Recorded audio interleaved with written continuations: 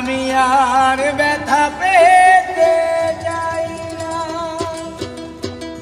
আরে এই যে কুণাল ঘোষ আর দেবাংশদের মতো কিছু স্পেশাল হিন্দুরা এরা উত্তরপ্রদেশের কুম্ভ স্নানকে কেন্দ্র করে মোদী এবং যোগীকে যে যেমন পারছিল যা ইচ্ছে তাই ভাষাতে যেরকম পারছিল তেমন বলছিল, কিন্তু হঠাৎ করে রচনা ব্যানার্জির কুম্ভতে যাওয়ার পরেই না যেন মনে হচ্ছে যে এই স্পেশাল হিন্দুদের না বাড়া ভাতে ছাই পড়লো। অনেক বেদনা আমারে জীবন, আমি আর ব্যথা পেতে চাই না। তো চলুন বন্ধুরা, রচনা ব্যানার্জি কিভাবে কুণাল ঘোষের বাড়া ভাতেও সাইড ঢেলে দিল সেটা তো আমি আপনাদেরকে দেখাবোই। তবে সবার আগে যারা আমার ভিডিও পছন্দ করেন না শুধু তারাই লাইক করে দেবেন, তাদের লাইকেই আমি খুব খুশি। আর যারা প্রথমবার আমার ভিডিওটা দেখছেন না তাদেরকে বলবো ভিডিওটা শেষ পর্যন্ত দেখুন, যদি ভালো লাগে শেষে সাবস্ক্রাইবও করে নেবেন। ওকে, যে তোমরা সারা দেশে হাইপ তুলেছো, লোক এনেছো, প্ল্যানিং নেই, পরিকাঠামো নেই, ক্রাইসিস ম্যানেজমেন্ট নেই। আমাদের এই ছাড়া বাংলা জুড়ে যে 10, 10.5, 11 কোটি মতো লোক আছে না, তার থেকেও 2 গুণা বেশি লোক এখন পর্যন্ত উত্তরপ্রদেশের প্রয়াগরাজের মহাকুম্ভে অলরেডি এন্ট্রি করে নিয়েছে। আর এই মহাশয় সে কি বলেছিল সেই ঘটনার পরে? বলেছিল যে কোনো পরিকাঠামো নেই, কোনো প্ল্যানিং নেই, ইনাদের ভাষায় বলতে গেলে এক প্রকারের এক কথায় কিছুই নেই, সেই জন্য ওখানে দুর্ঘটনা ঘটেছে। আর তার জন্য ইনারা কৈফিয়ত চেয়েছিল। নজরদারি নেই, দুর্ঘটনা ঘটেছে, তো কৈফিয়তটা এখন দিতে হবে। হ্যাঁ, কৈফিয়ত তো আপনাদেরকে দিতেই হবে। তো চলুন কৈফিয়তটাই আগে দিয়ে দেই।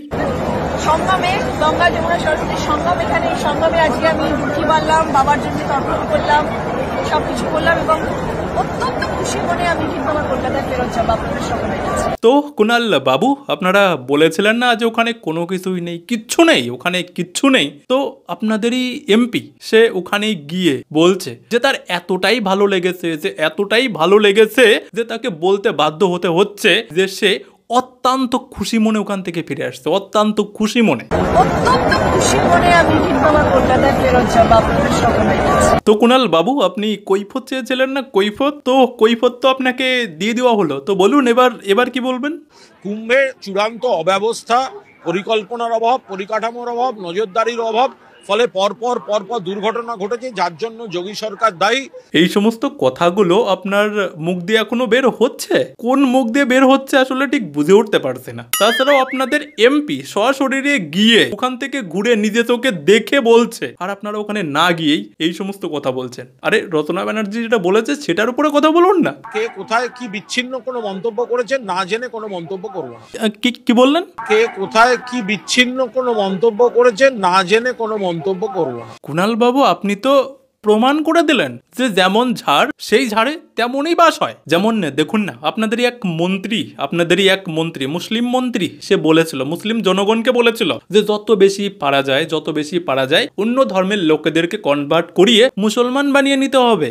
যারা ইসলাম ধর্মাবলম্বী নয় তাদের দাওয়াতে ইসলাম, তাহলে আমরা আমাদের জান্নাতের পথ একেবারে সুরক্ষিত হই। শুনেছেন তো কুণাল বাবু, আপনাদের এই মন্ত্রীর কথাগুলো শুনে বাংলার মানুষ রাস্তাঘাটে নেমে প্রতিবাদ করেছিল। আর শুধু এই নয়, মিডিয়াতেও এটা নিয়ে ভালোই হাঙ্গামা হয়েছিল। এরপরে যখন মিডিয়ার এক কর্মী যখন মমতা ব্যানার্জিকে প্রশ্ন করেছিল না যে ম্যাডাম এটার ব্যাপারে আপনার কি বক্তব্য বা এটা নিয়ে আপনি কি বলতে চান, মমতা ব্যানার্জি তখন বলেছিল যে না আমি দেখিনি, জানি না, শুনিও নি।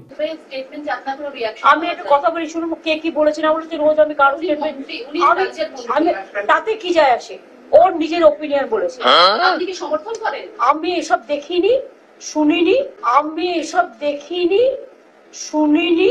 দেখেছেন তো কুণাল বাবু কিরকম ভাবে সবার সামনে আপনাদের দিদি এটা নিয়ে মিথ্যে কথা বলে দিয়েছিল। এবার আপনিও দেখছি সেই রকমেরই আপনার দিদির মতোই কি করছেন। আপনাদেরই এমপি কি বলছে সেটা সবাই জানে, কিন্তু মাঝখান থেকে শুধু আপনিই জানতে পারলেন না। না জেনে কোনো মন্তব্য করবো না। এতদিন শুধু আমরা রাজনৈতিক নেতাদের মুখে শুনে এসেছি যে যেমন ঝাড় তার তেমন বাস। বিশ্বাস করুন, জীবনে এই প্রথমবার নিজে চোখে দেখতে পেলাম।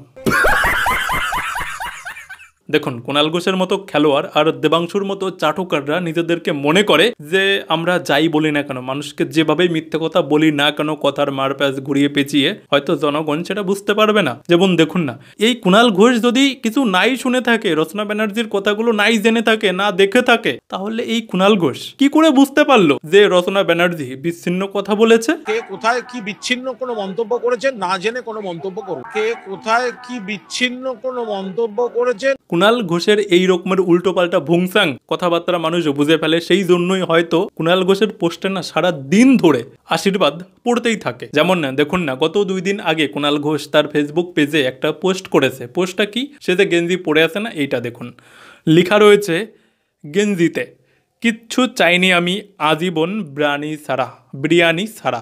এই পোস্টের পরেই একজন শাটাং জবাব দিয়েছে যে ভুল তথ্য দেবেন না, বলুন কিচ্ছু খাইনি আমি আজীবন জেলের ভাত আর জনগণের গালি ছাড়া।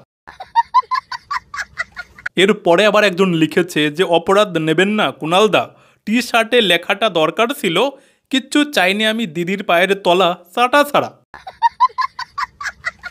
আবার একজন লিখেছে যে ঈশ্বরের কাছে কামনা করি অনেক দিন বাঁচুন আর মানুষকে মন খুলে কিস্তি দেওয়ার একটা জায়গা করে দিন।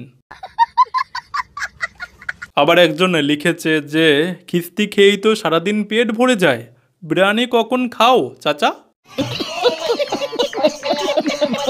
यार বিশ্বাস করুন, আমি না কুণাল ঘোষের পোস্টের কমেন্ট বক্স খুলে কমেন্ট পড়তে পড়তে হাবিয়ে যাই, কিন্তু এই রকমের কমেন্ট শেষ হয় না। বিশ্বাস করুন, কুণাল ঘোষকে 98,000 লোকে, 98,000 লোকে এনাকে ফলো করে। আরে ভাই, কুণাল ঘোষকে যারা ফলো করছে তারা কি শুধুমাত্র একে গালি দেওয়ার জন্যই ফলো করে?